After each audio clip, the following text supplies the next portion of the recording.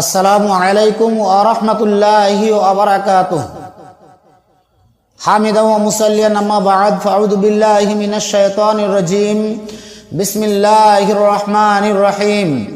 ইয়া আইয়ুহাল্লাযীনা আমানু আতিউল্লাহ ওয়া আতিউর রাসূল ওয়া লা তুবতিলু আ'মালাকুম।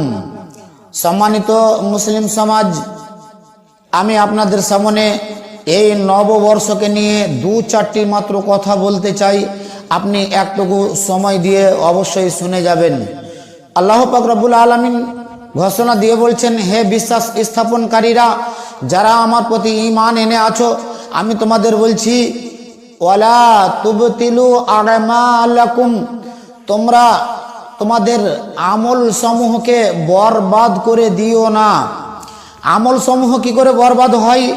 বন্ধুবার, মনে রাখবেন, আগামীকাল 30-এ আজকে 31শে ডিসেম্বর, আগামীকাল প্রথম জানুয়ারি নিয়ে আজ আমাদের যুব সমাজ এত হারে ব্যাকুল হয়ে আছে, এমন হারে এরা এই নববর্ষ মানানো উদযাপন নিয়ে এরা ব্যতিব্যস্ত হয়ে আছে। কোরআন এবং হাদিসের গলায় ছুরি চালিয়ে দিয়ে এরা এই নববর্ষকে উদযাপন করে দেবে, কিন্তু এটা সারাসার নাজায়েজ, সারাসার হারাম। এটা কখনোই একজন মুসলমানের দ্বারা দিয়ে এই কাজ করা সম্ভব নয়। মুসলমানেরা কেন এই নতুন বছরে উদযাপন করবে? মুসলমানেরা কখনোই নতুন বছর উদযাপন করতে পারে না। এমন কি আমি বলবো যে এই নতুন বছর উদযাপন করতে গিয়ে যদি আগামীকাল অর্থাৎ প্রথম জানুয়ারি 2026, এই প্রথম জানুয়ারিতে যদি কেউ পোলট্রি কিনে খায় তাও নাজায়েজ, যদি কেউ দেশি কিনে খায় তাও হারাম, যদি কেউ খাসি মাংস কিনে খায় তাও হারাম।